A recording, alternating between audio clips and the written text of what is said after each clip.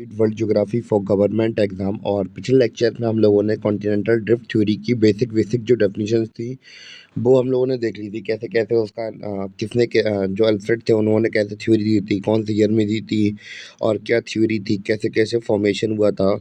और कल की वीडियो में ही हम लोगों ने बात कर लिए थे कि उनको प्रूव करना था कि भैया कॉन्टिनेंट जब आपके ड्रिफ्ट हुए हैं तो भैया कैसे हुए हैं। तो उन्होंने कुछ प्रूफ दिए थे, 5 प्रूफ दिए थे। और जिनमें से 5 प्रूफ्स में से 2 प्रूफ्स हम लोग कल ही पढ़ चुके थे। तो पहला प्रूफ हम लोगों ने देखा था matching of constituent continent in zigzag soft. तो भैया जिगजैग तरीके में हम लोगों ने मिला के देखा तो भैया जो सेम कॉन्टिनेंट है वो सेम लग रहा है देखने में। दूसरा हमने एविडेंस देखा था कि भैया कुछ रॉक्स थे वो अलग अलग कॉन्टिनेंट पे एक ही प्रकार के रॉक और एक ही टेम्पलेट के रॉक देखने को मिले। जैसे ब्राज़ील में जो रॉक मिले थे वो अफ्रीका के अंदर भी रॉक मिले थे। तो इससे अंदाज़ा लगाया गया था। और आज के हम वीडियो में हम लोग ये 3 एविडेंस कल के बचे थे उनको हम लोग पूरी तरह से निपटा लेंगे आज। तो स्टार्ट करते हैं अपना लेक्चर। तो भैया हमारा अब अगला कॉन्सेप्ट है टिलाइट। तो भैया क्या प्रूविंग दी इन्होंने, टिलाइट की प्रूविंग दी। तो कैसे दी हम लोग ये समझते हैं। तो नॉर्मली हमें पता है ये क्या है, हमारा कोई पहाड़ है। मान चलिए ये क्या है, हमारा कोई पहाड़ है। ये दिख रहा है, ये हमारा कोई पहाड़ है, ठीक है। अब over the period of time तो भैया हम लोग देखेंगे कि यहाँ पे क्या है, ग्लेशियर लगे हुए हैं, ठीक है। तो अब इसके ऊपर जो पहाड़ के ऊपर छोटे छोटे पत्थर होंगे, छोटे छोटे सेडिमेंट्स होंगे। और या फिर हम लोग बात करेंगे लंबे समय तक जब बर्फ इसके ऊपर डली रहेगी तो भैया ये इसको कुछ डैमेज करेगी। तो इसके भैया कुछ पार्टिकल्स टूट के बिखर जाएंगे और दबेंगे कहाँ पे, ग्लेशियर्स के नीचे। या फिर हम लोग बात करें बर्फ नीचे दबे रहेंगे लंबे समय तक, ठीक है। अब लंबे समय के बाद होगा क्या यहाँ पे, जब ये ग्लेशियर्स पिघलेंगे तो वो पानी तो भैया ऐसे यहाँ पे कुछ रुक जाएगा हमारा। ग्लेशियर्स जब पिघलेंगे तो पानी तो भैया बह के निकल जाएगा और ऊपर से ग्लेशियर पिघले और निकल गए नीचे तरफ, ठीक है। पानी बह गया और जो हमारा सेडिमेंट थे, जो यानी कि जो पत्थर थे, जो छोटे-छोटे टुकड़े, वो आके यहाँ इकट्ठे हो जाएँगे। और भैया यही जो इकट्ठे पत्थर होते हैं, इन्हीं को हम लोग क्या बोल देते हैं? इन्हीं को हम लोग टिलाइट बोल देते हैं। क्या बोल देते हैं? इन्हीं को हम लोग टिलाइट बोल देते हैं। इतना क्लियर हुआ? उम्मीद है कि इतना तो क्लियर हो गया होगा आपको। तो भैया अब ये सेडिमेंट इकट्ठे हो गए तो भैया सेडिमेंट्री रॉक बन गई। तो भैया अब हम लोग इसमें खास बात ये होती है, तो भैया ये बनी होती है टिलाइट। किससे बनी होती है? टिलाइट बनी होती है ऐसी जगह पे ही बनी होगी। इसके लिए कंपलसरी सिचुएशन ये है कि भैया यहाँ पे कहाँ पे ग्लेशियर्स रहे हों, क्या रहे हों, ग्लेशियर्स रहे हों। तो भैया उसी से ही पिघल के क्या बनेगी हमारी टिलाइट रॉक बनेंगे, ठीक है। तो भैया यहाँ पे हम लोगों ने देखा ये सेडिमेंट्री रॉक से बनता क्या है। सेडिमेंट्री रॉक जब लंबे समय तक इकट्ठे रहते हैं, इन ग्लेशियर से पिघल के जब इकट्ठे रहते हैं तो वही क्या बन जाते हैं, टिलाइट बन जाते हैं। अब कंपलसरी है कि भैया ग्लेशियर से ही बने हो, ठीक है। अब हम लोग देखेंगे इसे प्रूफ कैसे साबित होता है वो समझेंगे हम लोग अब। तो भैया हम लोग बात कर रहे थे टिलाइट के बारे में। तो टिलाइट हम लोगों ने देखा था, हमने अब यार आपको बताया कि भैया टिलाइट कहाँ मिलती है। टिलाइट ऐसी जगह पे मिलती है भैया जहाँ पे क्या हो, जहाँ पे ग्लेशियर्स रहे हो कभी। और हम लोग बात करें कि हमारा गोंडवाना लैंड की बात के बारे में जब हम लोगों ने बात की थी कि गोंडवाना लैंड किससे बना था। तो गोंडवाना लैंड जो हम लोग बात कर रहे थे, गोंडवाना लैंड किससे बना था। हमारे पिछले लेक्चर में हम लोगों ने बात की थी Africa, India, Australia, south America. तो इनसे मिलके बना था हमारा क्या, गोंडवाना लैंड। तो गोंडवाना लैंड कैसा था, तो वहाँ पे हमें, यहाँ पे हमें कुछ अलग अलग क्या देखने को मिले, टिलाइट देखने को मिल रही है यहाँ पे। तो ये सब गोंडवाना लैंड के ही पार्ट हैं। तो भैया एक बात ध्यान रखना, ये सब इंडिया, ऑस्ट्रेलिया, अफ्रीका, ये सब किसके पार्ट हैं, ये सब गोंडवाना लैंड के पार्ट हैं। अभी हम लोग इसको, इस डॉट को मैंने आपको बता दिया, इसको कनेक्ट करेंगे, कैसे कनेक्ट करेंगे वो हम आगे बताएंगे। तो हम लोगों ने बात करेंगे, हम लोग टिलाइट के बारे में बात कर रहे थे। टिलाइट हमें इंडिया में देखने को मिलती है, अफ्रीका में देखने को मिलती है, यहाँ पे फोकलैंड में अफ्रीका के साउथ अमेरिका के पास में मिलती है हमें। और मेडागास्कर में मिलती है टिलाइट, ऑस्ट्रेलिया में मिलती है टिलाइट। तो भैया टिलाइट अभी हाल मैंने आपको थोड़ी देर पहले बताया था, टिलाइट केवल वहीं पाई जाती है जहाँ पे क्या हो, जहाँ पे ग्लेशियर्स रहे हों। तो भैया बताइए साउथ इंडिया के अंदर हमें कहाँ ग्लेशियर देखने को मिलते हैं। कभी देखे हैं ग्लेशियर साउथ इंडिया में, या फिर कभी अफ्रीका के अंदर। अफ्रीका तो भैया गर्म है इतना भयंकर, तो गर्म वाले इलाके में ग्लेशियर्स कहाँ से आ गए। यहाँ पे ऑस्ट्रेलिया तो आपको पता होगा 50% से ज़्यादा तो ये यहाँ पे गर्म इलाका डला पड़ा है। यहाँ पे लोग रहते भी हैं तट पे किनारे पास में ही रहते हैं।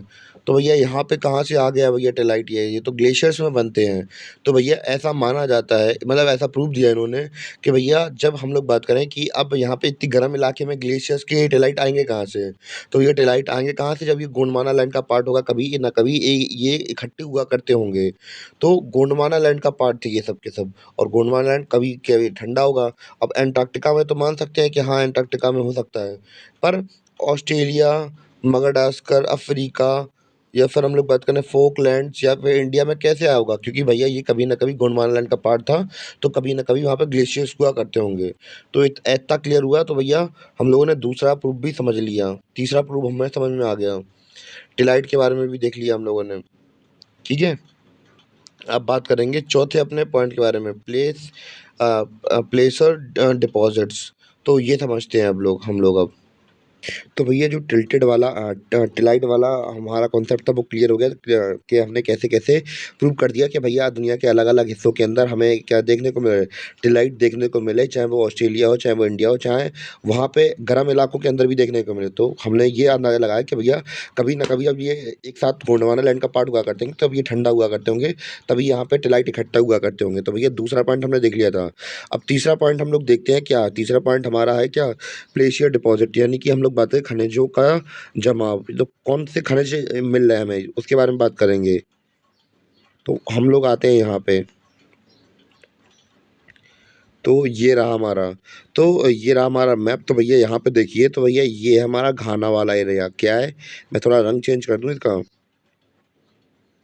हुँ। तो ये रहा हमारा घाना वाला रीजन। कहाँ पे? घाना है ये। क्या है? घाना, ठीक है? तो घाना में मिली हमें क्या? गोल्ड डिपॉज़िट मिले, ठीक है? अब नॉर्मली हम लोग गोल्ड डिपॉज़िट देखते हैं तो भैया कुछ ख़ास प्रकार की चट्टानों के पास मिलते हैं, चाहे वो अपने केरला में कोल्लूर माइंस के पास मिलती हों। तो भैया इनके क्या सोर्सेज़ क्या होते हैं? यानी कि कुछ चट्टानें होती हैं, उनके अंदर ही तो मिलते हैं। तो इधर तो हमें गोल्ड डिपॉज़िट मिल गए, पर इनके सोर्सेज़ हमें कहाँ मिले? ब्राज़ील में मिले। कहाँ में? ब्राज़ील में मिले।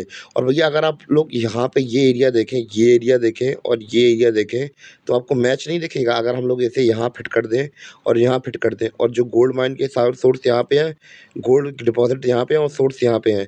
तो एक तरीके से नहीं कह सकते कि भैया ये कभी चिपके होंगे, ये लोग साथ में होंगे, क्योंकि भैया माल पानी दूसरों का एक जगह ही पे मिल रहा है, तो भैया ये कभी न कभी तो साथ में रहे होंगे। तो इस प्रकार ये चौथा एविडेंस है जिससे कि हमने प्रूव कर दिया क्या? जिससे हमने प्रूव कर दिया कि भैया जो हमारा नॉर्थ अमेरिका था, सॉरी साउथ अमेरिका था, वो जुड़ा हुआ था किससे? अफ्रीका से। इतना पॉइंट क्लियर हुआ या नहीं हुआ? कोई डाउट लगे तो भैया क्लियर कर लीजिए अपना। तो हमने कौन-कौन से देख लिए? Matching of matching of continent in zigzag fit देख लिया हमने, rock of same ages across a ocean देख लिया हमने, टिलाइट देख लिया हमने, फिर ग्लेशियर डिपॉज़िट देख लिया। अब हम लोग बात करेंगे डिस्ट्रीब्यूशन ऑफ फॉसिल्स, यानी फॉसिल क्या? मरे हुए जीवों की हड्डियों को देखेंगे, वो कैसे अलग-अलग जगह पे पाए गए हैं। यानी कि एक ही प्रकार के जीव हैं, जैसे कि मान लीजिए कोई शेर है, अब शेर केवल एक पर्टिकुलर एरिया में पाया जाता है। अब उसी प्रकार का जीव जब ऐसी जगह पे नहीं पाया जाए, या फिर मतलब जैसे शेर यहाँ पाए जाते हैं और वही शेर हम लोग बात करें अफ्रीका में पाए जा रहे हैं, तो इसका मतलब क्या है कि भैया हमारी कॉन्टिनेंटल ड्रिफ्ट थ्योरी ये है कि भैया पार्ट में अलग हो गए। तो कुछ शेर यहाँ पे आ गए होंगे इंडिया वाले पार्ट में, जैसे एशियाटिक लैंड की बात की जाती है, तो ये एशियाटिक लैंड कहाँ के हैं? एशियाटिक लैंड और अफ्रीका के लैंड केवल सेम ही सेम है, बस थोड़ा बहुत ही अंतर देखने को मिलता है। क्यों? क्योंकि भैया जो कुछ लॉयंस वगैरह थे वो इंडियन प्लेट में आ गए थे, और जब वो धीमे-धीमे कॉन्टिनेंटल ड्रिफ्ट होता गया, तो कुछ वहाँ पे रह गए, कुछ यहाँ पे रह गए। तो हमें उनके फॉसिल्स मिलेंगे, तो फॉसिल के हिसाब से हम लोग अंदाज़ा लगाएँगे, अलग-अलग जानवरों के। मैं अभी एशियाटिक लॉयंस की बात कर रहा हूँ, तो एशियाटिक लॉयंस तो भैया हम लोग अभी ज़िंदा हैं, और बाकी जो मर चुके हैं जीव तो उनके भी फॉसिल मिलते हैं, और एशियाटिक लॉयंस तो फिर हैं ही हैं ही। तो भैया क्लियर हुआ इतना पॉइंट? तो भैया हम लोग अब डिस्ट्रीब्यूशन ऑफ फॉसिल को समझेंगे और इसके अलग-अलग एग्ज़ाम्पल्स के बारे में बात करेंगे। तो ये तो मैंने अभी आपको मोटे-मोटे तौर पे बता दिया था। तो कैसे-कैसे हमें फॉसिल्स मिलते हैं उसके बारे में चर्चा करेंगे अब हम लोग। तो सबसे पहले हम लोग बात करेंगे किसके बारे में? थोड़ा नीचे चलते हैं, तो भैया लेमूर के बारे में बात करेंगे। लेमूर हमें दुनिया में केवल 3 जगह देखने को मिलता है। कहाँ-कहाँ देखने को मिला है हमें ये? ये मिला है हमें लेमूर देखने को मिले हैं अफ्रीका के, यहाँ पे हमें ये देखने को मिलते हैं, मेडागास्कर में देखने को मिलते हैं और इंडिया में देखने को मिलते हैं। तो भैया जैसे कि हमने आपसे कहा कि भैया इंडिया भी कभी अफ्रीका का ही पार्ट था और मेडागास्कर भी कभी अफ्रीका का पार्ट था। तो मान चलिए कि अब इनकी प्रजाति यहाँ क्यों नहीं पाई जाती है भैया? क्योंकि भैया इनकी प्रजाति यहीं पाई जाती है।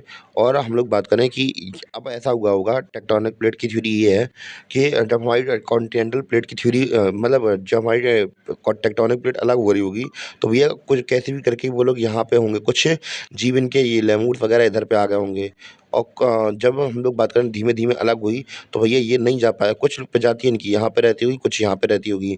तो भैया जब धीमे-धीमे सालों-साल बीत गए तो भैया अब ऐसा त है नहीं कि जानवर एक जगह रुकते हों। भटकते ऊ ऊ करके भटकते रहते हैं सब जगह जाके। तो भाई भटकते रहते हैं तो अब कुछ यहाँ पे आ गए, कुछ यहाँ पे रह गए। तो धीमे-धीमे अलग होता गया। अब जब धीमे-धीमे अलग होता गया तो किसी ने ध्यान नहीं दिया होगा। अब जानवरों को थोड़ी ना बता रहा है कि भई हम लोग अलग-अलग कॉन्टिनेंट में जा रहे हैं, हमारा कॉन्टिनेंट अलग हो रहा है। तो ये कौन को ही बता रहा है जाके। तो भैया उन्हें कौन इतना ज़्यादा ज्ञान रहता है। तो भैया वो लोग यहाँ पे खेती में मस्तियाते रहते होंगे, तो मस्तियाते-मस्तियाते वो लोग अलग हो गए। तो भैया एक तरीके से हम लोगों ने समझ लिया कि कुछ एनिमल्स ऐसे थे, जैसे कि हम लोग बात कर रहे थे लेमूर के बारे में, तो भैया गलती से वहाँ पहुँच गए होंगे। तो भैया ऐसे करके हम लोग ये मान सकते हैं कि भैया हमारा चौथा जो फैक्ट था वो हम लोगों ने प्रूव कर दिया। जैसे कि हमारा चौथा पॉइंट क्या था कि हमें क्या प्रूव करना था कि डिस्ट्रीब्यूशन ऑफ फॉसिल्स। तो फॉसिल्स के बारे में बात करनी थी हमें। एनिमल के बारे में तो बता दी, ये प्रजाति मिली हमें ये। और फॉसिल के बारे में बात करते हैं तो भैया ये क्या है, मीसोसॉरस है। क्या है ये, मीसोसॉरस। ये में 2 हाथ बराबर का होता है, 1 हाथ बराबर का ही होता है। और ये कहाँ रहते हैं, चिलचिले पानी में होते हैं। कम यानी कि कम पानी में रहने वाले होते हैं, चिलचिले पानी में रहते हैं ये।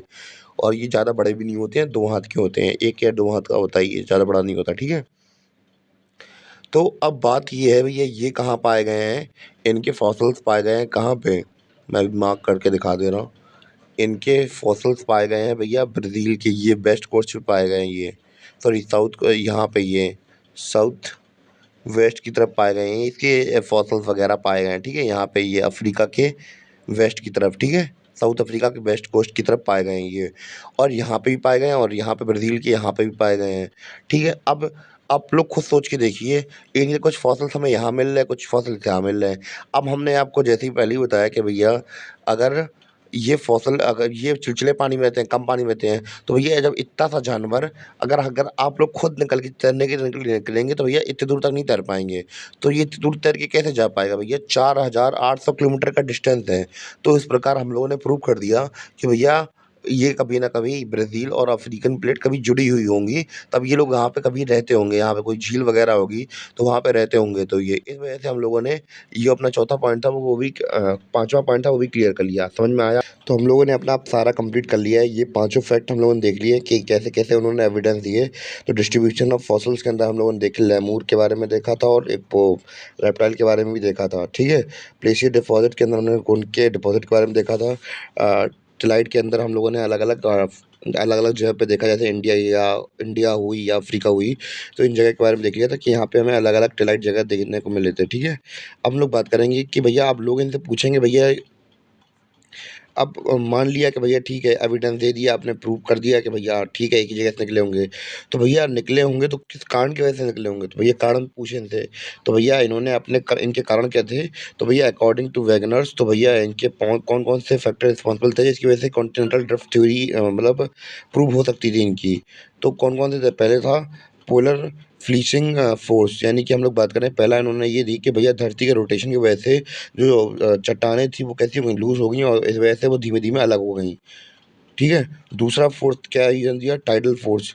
टाइडल फ़ोर्स क्या होता है? जैसे कि हमें पता है कि टाइडल फ़ोर्स में ये होता है कि जो चाँद या फिर सन और मून है भैया, ये हम हमारी धरती पर क्या लगाते हैं? ग्रेविटेशनल फ़ोर्स लगाते हैं। तो भैया इनकी ग्रेविटी की वजह से जो प्लेट्स हैं वो शायद लूज़ हो गई हों और धीमे-धीमे मूव कर गई होंगी आगे। तो भैया ऐसा इनका मानना था। तो ये 2 थ्योरी दी थी इन्होंने। तो भैया जो इनकी दोनों थ्योरी थी, जैसे कि हम लोगों ने पहले देखी कि भैया कि अर्थ के रोटेशन की वजह से अर्थ के रोटेशन की वजह से जब घूम रही थी तो भैया उसकी वजह से जो प्लेट्स थी वो ढीली पड़ गईं। और दूसरा एकदम एग्ज़ाम्पल क्या दिया था, दूसरा रीज़न दिया था कि टाइडल फ़ोर्स की वजह से, कि भैया जब सूरज और चंद्रमा अपना फ़ोर्स लगाते हैं तो भैया टाइडल फ़ोर्स आती है, हमारी ज्वार-भाटाएँ बनती हैं, समुद्र खिंचता है ऊपर, और 1-2 दिन में, जैसे कि पता है, दिन में 2 बार ऊपर जाता है और नीचे आता है। तो भैया ऐसा समुद्र के साथ तो होता है। इन्होंने कह दिया कि भैया इसकी वजह से ही वो थोड़ा हवा में ज़्यादा देर तक चलता रहा तो अलग हो गई। तो भैया इनकी थ्योरी ये नहीं मानी गई, यानी कि इन दोनों ये थोड़ी इनकी दोनों थ्योरी गलत मतलब प्रूव हो गई। इसके बाद कन्वेंशनल करंट थ्योरी आई जो कि मानी गई। कब? 1930 में आई थी। और कौन लाया था? आर्थर होम्स लाए थे। तो इसमें थ्योरी में था क्या कि हमें पता है धरती के नीचे लिथोस्फीयर है और फिर एस्थेनोस्फीयर है। हैं। यहाँ पे हमारे बात करें कि रेडियो एक्टिव एलिमेंट पाए जाते हैं जैसे थोरियम, यूरेनियम, और यहाँ पे ये रेडियो एक्टिव एलिमेंट की वजह से ये दूसरे मिनरल्स को गर्म कर देते हैं और यहाँ पे मैग्मा तैयार हो जाता है और यहाँ पे ये वेंट वगैरह, टनल्स वगैरह हैं, इसके थ्रू ये लावा वगैरह निकालते हैं। तो हमने पिछले चैप्टर्स में ये पढ़ा था, ठीक है? तो होता क्या है कि जब यहाँ पे लावा लंबे समय तक रहता है तो भैया यहाँ से हीट ट्रैवल करती है। क्या करती है? हीट ट्रैवल करती है। ये over the time period anti clockwise, clockwise, anti clockwise यहाँ ऊपर जाती है, ऊपर जाती है, नीचे जाती है, ऊपर जाती है, नीचे जाती है, ऊपर जाती है, नीचे जाती है। बार-बार ये करती रहती, करती रहती, करती रहती है। एक समय के बाद ये हिस्सा को ऊपर जहाँ की चट्टानों को कैसे कर देती है? कमज़ोर कर देती है और एक समय के बाद यहाँ पे इसे थोड़ा मूव कर देती है आगे की तरफ। तो जब ज़मीन कमज़ोर हो जाएगी तो आगे की तरफ धक्का दे देगी ऐसे। तो ये प्रूव आखिरकार ये थ्योरी हमारी प्रूव हुई, जो कि क्या है, कॉन्टिनेंटल ड्रिफ्ट थ्योरी का असली रीज़न माना जाता है। और ये कब प्रूव हुई थी? 1930 में प्रूव हुई थी। और किसने प्रूव की थी? आर्थर होम्स ने की प्रूव की थी। तो भैया आज का जो वीडियो था वो यहीं पे था और आज का हमारा जो टॉपिक था और कल का जो टॉपिक था वो कंप्लीट हो गया, कॉन्टिनेंटल ड्रिफ्ट थ्योरी। तो कैसे-कैसे दी और कैसे-कैसे प्रूव हुई और कैसे-कैसे कॉन्टिनेंटल ड्रिफ्ट थ्योरी प्रूव हुई, ये हमने देख लिया। ठीक है? उम्मीद करता हूँ कि आपको समझ में आया हो।